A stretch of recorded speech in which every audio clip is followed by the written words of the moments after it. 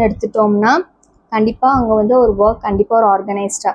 So இந்த டைம்குள்ளே இந்த ஒர்க்கை முடிக்கணும், இந்த டைம்குள்ளே இந்த மிஷின்ஸை வந்து என்ன செய்யணும், ஓட்டணும். அதுக்கப்புறம் பீப்புள் மேனுவல் ஒர்க், எத்தனை எம்ப்ளாயீஸ் எனக்கு வேணும், எத்தனை ரிசோர்ஸஸ் இருக்கிற ரிசோர்ஸை வச்சு நான் என்ன செய்யணும், ஒரு நல்ல ப்ராடக்டை ப்ரொடியூஸ் பண்ணணும். இதெல்லாமே வெல் ஆர்கனைஸ் பண்ணால் மட்டும்தான் we can able to achieve the common goal. Okay, so இதுக்கு கீழே வர பிரின்சிபிள்ஸை ஒன்றுனா பார்க்கலாம். First one is consideration of objectives. So நம்முடைய ஆர்கனைசிங் த ரிசோர்ஸஸ் வந்து எதை டிபெண்ட் பண்ணியிருக்கோம் பார்த்தோம்னா ஆர்கனைசேஷனுடைய அப்ஜெக்டிவ்ஸ் தான். So organisation is a mechanism to achieve the objectives. It is a basic tool to achieve the objectives. Objectives plays a significant role in determining the type of structure to develop. அதாவது நம்மளுடைய organising ஒழுங்காக proper well organise பண்ணால் மட்டும்தான் ஆர்கனைசேஷனுடைய அப்ஜெக்டிவ்ஸை நம்ம என்ன செய்ய முடியும், ப்ராப்பராக we can able to achieve it, right? So it is plays a crucial role. Okay, next நம்ம என்ன பார்க்க போகிறோம்னா டிவிஷன் ஆஃப் த ஒர்க். இந்த division of work, ஸ்கேலா principal, unity of comment, இந்த 3 டாப்பிக்குமே நம்ம எங்கேயோ பார்த்த மாதிரி இருக்கும். அது எங்கே பார்த்தோங்கிறத கமெண்ட்டில் போடுங்க. ஓகே, ஸோ அகெயின் வந்து டாபிக் தான் ரிப்பீட்டட் ஆகிருக்கும். ஓகேங்களா?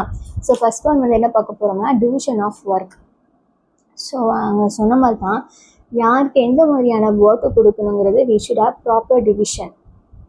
அப்போ தான் அந்த ஜாப் நம்ம என்ன செய்ய முடியும், ஈஸியாக முடிக்க முடியும்.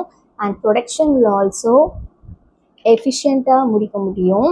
And it will help the enterprise to grow.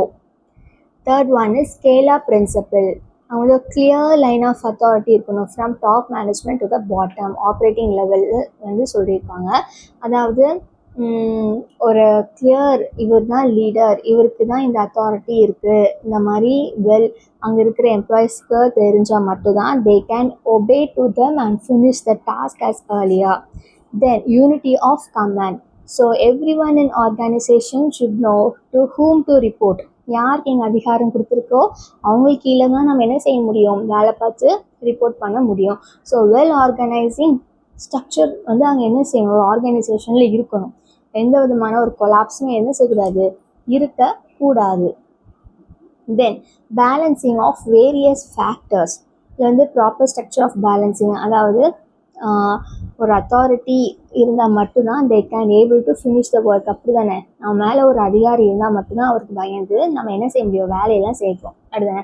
இப்போ ஸ்கூலில் படிக்கிறோம்னா ஒரு லீடர் இருப்பாங்க, காலேஜ்னால் ஒரு ரெப்ரசன்டேட்டிவ், ஒரு ஆர்கனைசேஷன் வேலைக்கு போகிறோம்னா